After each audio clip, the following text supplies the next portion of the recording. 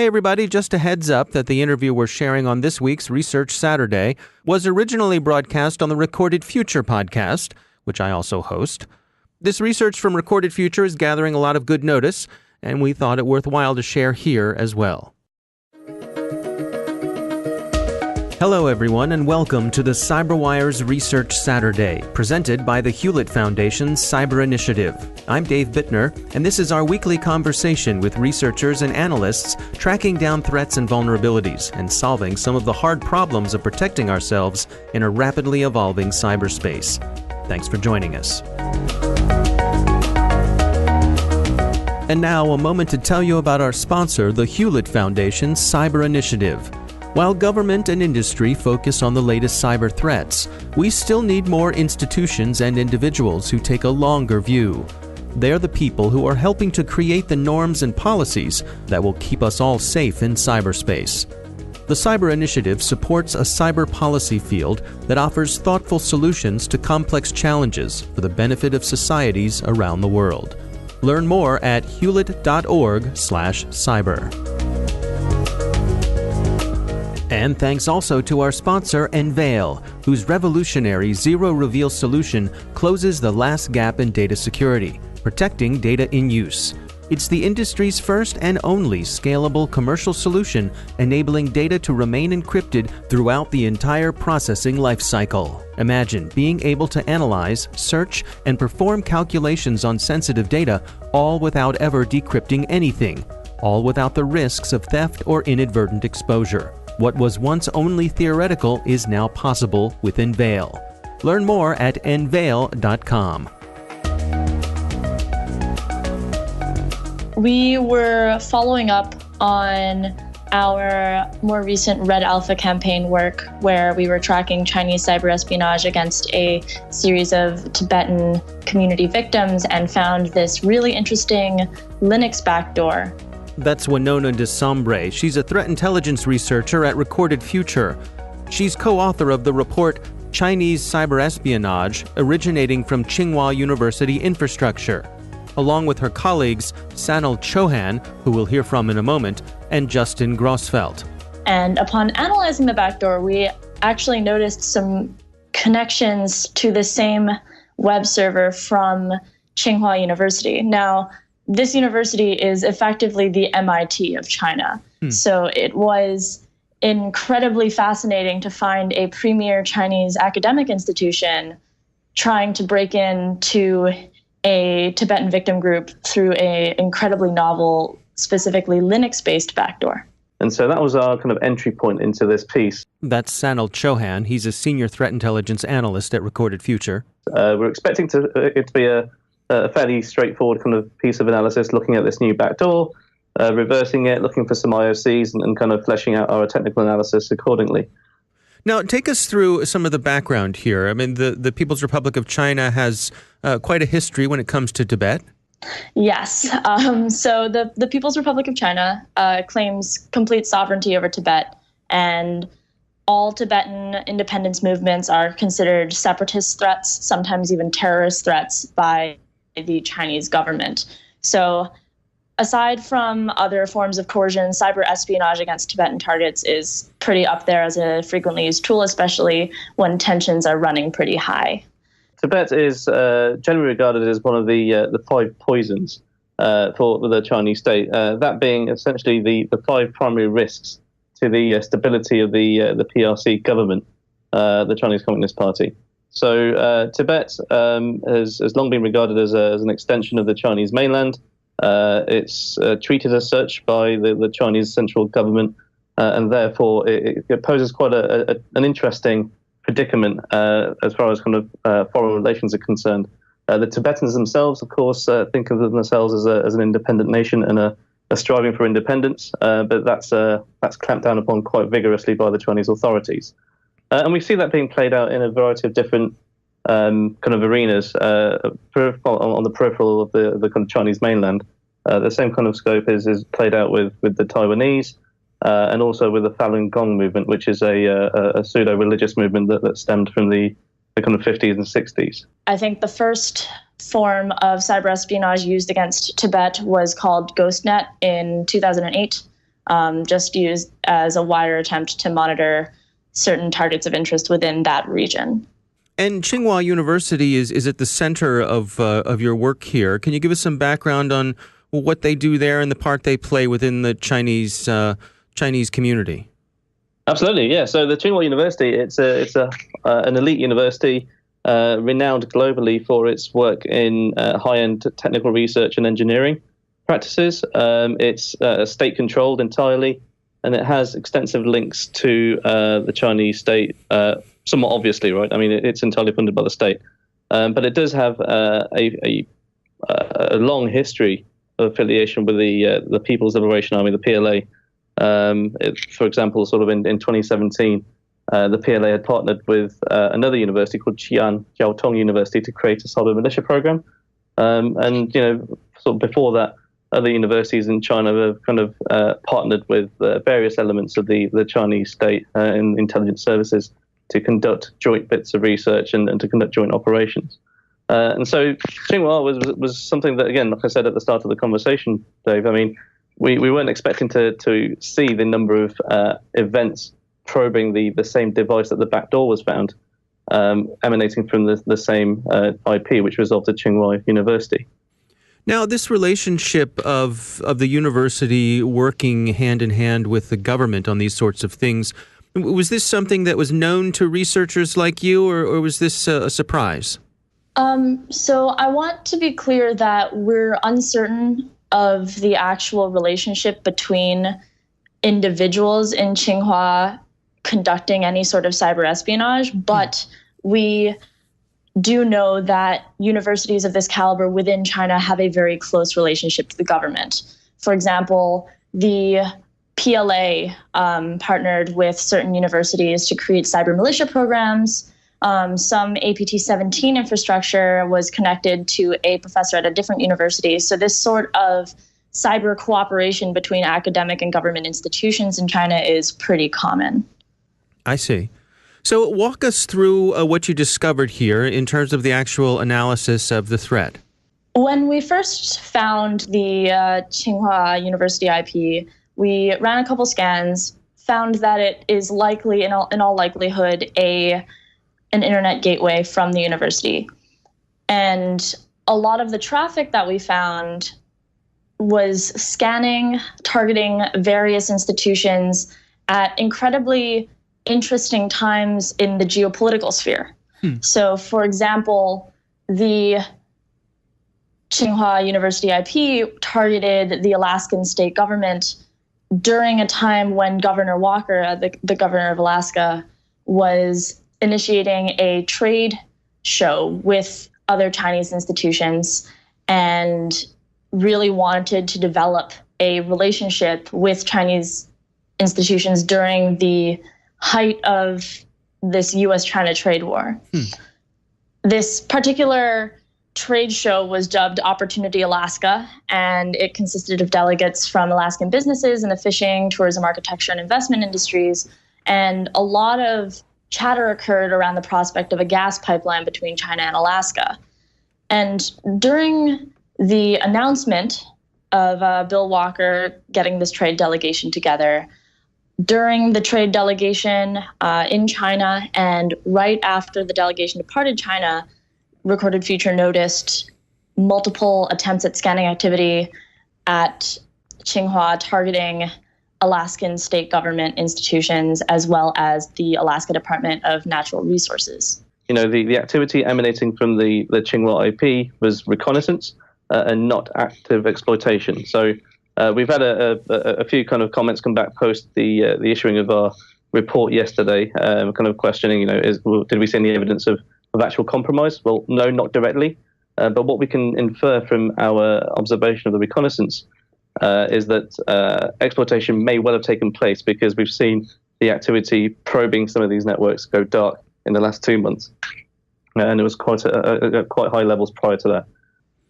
So the connection here, I guess the supposition is that they're trying to gather information that might be advantageous to their negotiating process or things like that?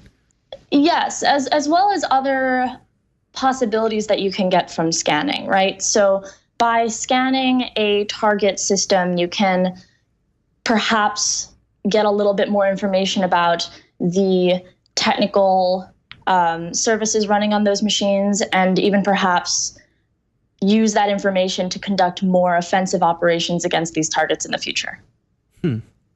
So another thing that you highlighted in the research was this thing called the Belt and Road Initiative. Can you describe to us what's going on with that? So the Belt and Road Initiative in China is effectively China's present-day attempt to create the ancient Silk Road from 2,000 years ago. So by investing in these major infrastructure projects all across the world, particularly in underdeveloped or developing countries, China hopes to transform its geopolitical influence in various regions such as Africa, the Middle East, and parts of Southeast Asia. So we're looking at an investment program that stretches from China all the way through west, through the Caucasus region, through the Middle East, into East Africa, and also kind of touching Western Europe, with a key kind of train link being established between Beijing and a city in Germany called Duisburg, I think it is. And this is all kind of directly invested in by the Chinese state in order to corral influence, to improve the standing of their economy, and also to create opportunities and economic interests in many of those kind of countries in between. So it's a multi-trillion-dollar program that was announced by President Xi Jinping. It's a bit of a baby project of his, really, and he's kind of riding high in the polls as a result of pushing for this in country. But I mean, essentially, it's a way for the Chinese state to kind of extend their influence beyond the kind of immediate neighborhood in sort of East Asia. So it's proving to be quite an interesting trend to observe from a cyber threat analyst perspective, because, of course, in order for the Chinese to make good on their investments, they're looking for any kind of strategic economic advantage, and the kind of primary way in which they tend to achieve that is through cyber espionage. And so by looking at the potential targeting or potential business relationships with any of those organizations and countries I mentioned in the report, and also to you here, I mean, that will give us a unique insight into potential business relationships and transactions that are taking place between the Chinese and those countries looking to get some money from the Chinese authorities for the BRI. And so in terms of the scanning that they were doing related to those efforts, how did those align? For example, Kenya was lobbying for regional projects under this particular Belt and Road Initiative. And China's already funded major infrastructure projects in that country. For example, a 480-kilometer railway in Mombasa and its capital, Nairobi. But once the Kenyan Trade Principal Secretary rejected signing a China free trade deal, we saw spikes in network reconnaissance activity after Kenyan establishments. The same thing actually happened in Brazil, and I think it was about 1 month after the China Communications Construction Company began construction within one of the Brazilian ports, and certain areas in Mongolia when the Chinese proposed a new Eurasian land bridge. Now, another thing you highlighted was probing of Daimler's network. What was going on there? Yeah, so again, I mean, we didn't see this in our original pool of data dating back to sort of May and early June. In fact, the Daimler paragraph was added fairly late in the day, just prior to publication, because we found the evidence of them being probed, and in a similar way to the way in which the Alaskan network and the Kenyan Ports Authority was being probed in late June. So we're looking at, again, circa sort of 20th to 24th of June. Daimler AG networks were being probed for 4 specific ports. And this, again, coincided when we were kind of doing some OSINT. It coincided with the Daimler CEO announcing that there were some profit concerns in light of the growing trade tariffs that were being levied between the Chinese and the US. And with China being their number one market by far, it was obviously of concern to the Daimler kind of chain of command. And so it was quite timely that announcement was made publicly by Daimler. And the next day, we then see the scanning pick up against their network. Yeah, and that seems to be a clear pattern here, I suppose. That oh, absolutely, yeah. Something topical happens, and they go out and start poking around. Yeah, absolutely. So, I mean, the one thing that we wanted to kind of project in the report was the varied kind of victim groups. We're talking about kind of a U.S. state government entity. We're talking about a Department of Natural Resources, an official government agency. We're talking about kind of telcos. We're looking at East African kind of investment channels for the Chinese state that relate to the Belt and Road Initiative, and also, you know, vital commercial entities that have obviously invested heavily in China over the years, that are also expressing concern in the growing kind of trade difficulties that are arising as a result of the policies being enacted by the Chinese and U.S. governments.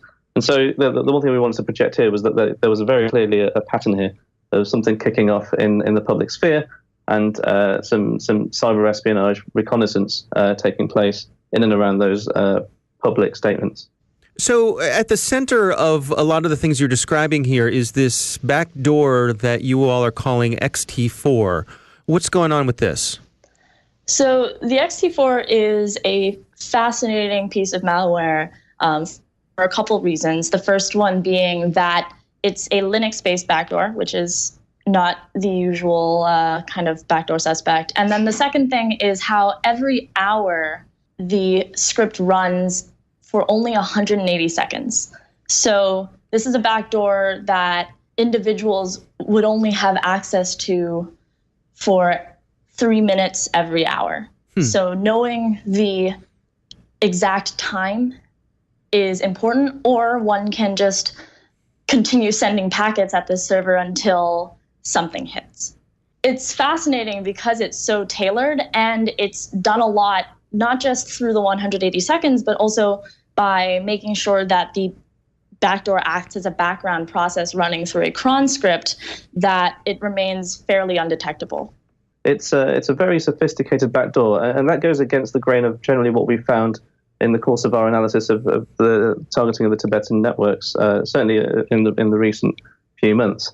XT4, as we call it, is a Linux backdoor. It's specifically devised for the CentOS operating system, and it was sophisticated insofar as that it was embedded within a cron job system file, which essentially runs every hour on the web server. It's somewhat unclear to us at the minute with the data that we have that the XT4 relates directly to the Tsinghua campaigns, but we can say with authority that the Tsinghua University was probing the Tibetan network, like it was also probing the Alaskan networks and the Kenya networks and all the others that we've stated in the report. And so what kind of activity is going on here? Are they using it to exfiltrate information? Is that basically what's happening?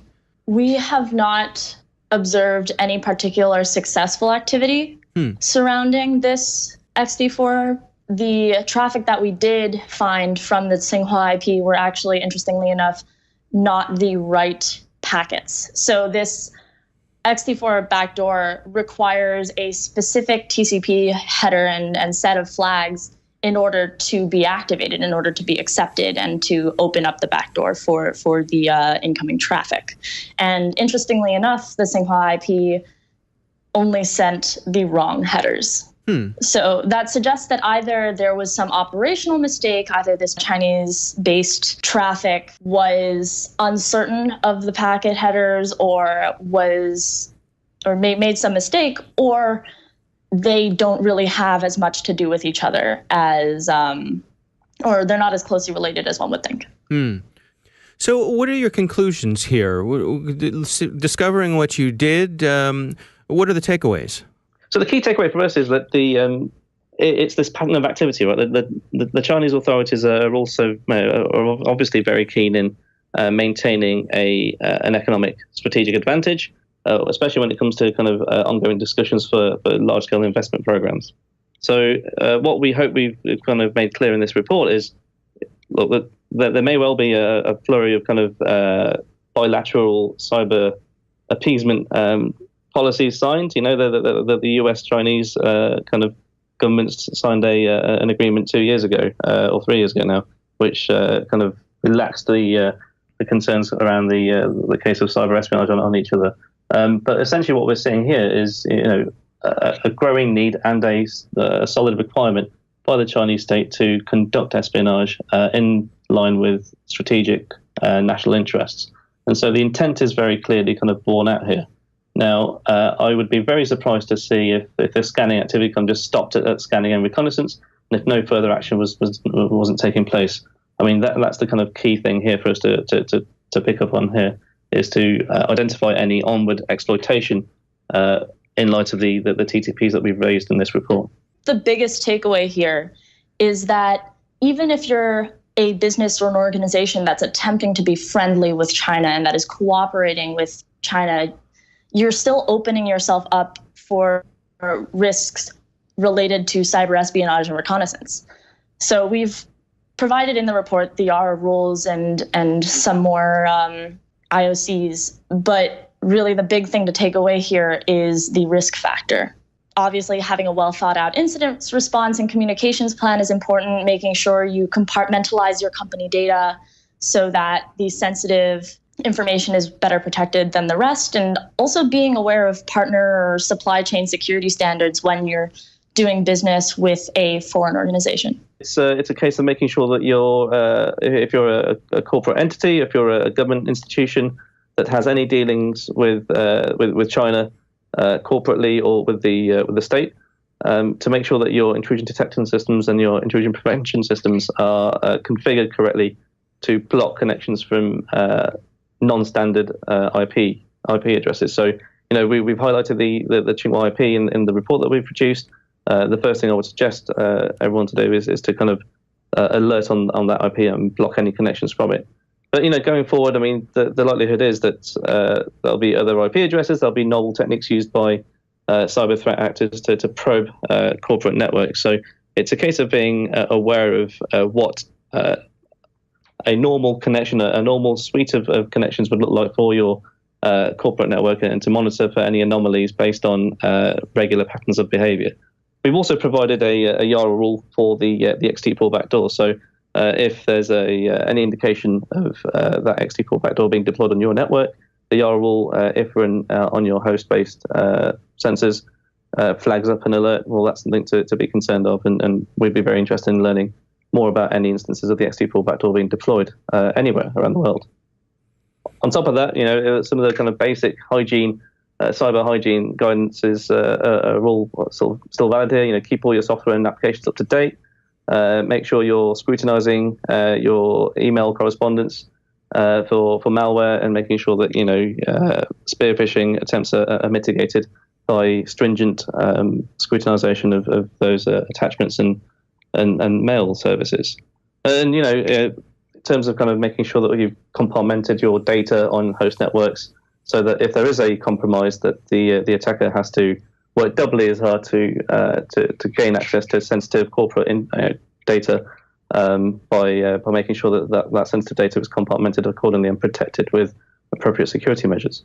In general, I mean, when you look at this overall, how much does this align with what you come to expect from Chinese nation-state actors? Does this fall into pretty much their typical tradecraft? Oh, absolutely.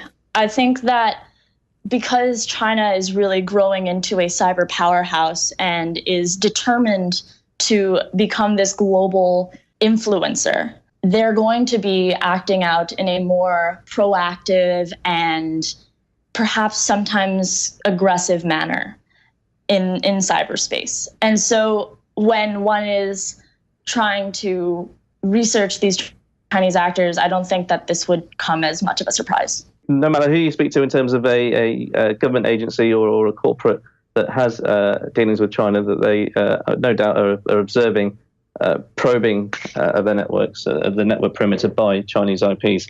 Now, what was very surprising from my perspective, that the activity was actually originating from an IP that had his registration details resolving to Tsinghua. I would have expected to see the activity being kind of directed through a level of obfuscation, perhaps through a VPS or something like that. This was quite a low-hanging fruit, really. I mean, if you're a security analyst at a corporate, you really need to be aware of Tsinghua IP probing a network. Right? I mean, it should be raising some concerns as you kind of look at the IP geo. That's something that's fairly easy to kind of mitigate against. Our thanks to Winnona DeSombre and Sanil Chohan from Recorded Future for joining us. The research is titled Chinese Cyberespionage Originating from Tsinghua University Infrastructure. You can find it on the Recorded Future website. Thanks to the Hewlett Foundation's Cyber Initiative for sponsoring our show. You can learn more about them at hewlett.org/cyber. And thanks to Enveil for their sponsorship. You can find out how they're closing the last gap in data security at enveil.com. The CyberWire Research Saturday is proudly produced in Maryland out of the startup studios of Data Tribe, where they're co-building the next generation of cybersecurity teams and technology. The coordinating producer is Jennifer Iben, editor is John Petrick, technical editor is Chris Russell, executive editor is Peter Kilpie, and I'm Dave Bittner. Thanks for listening.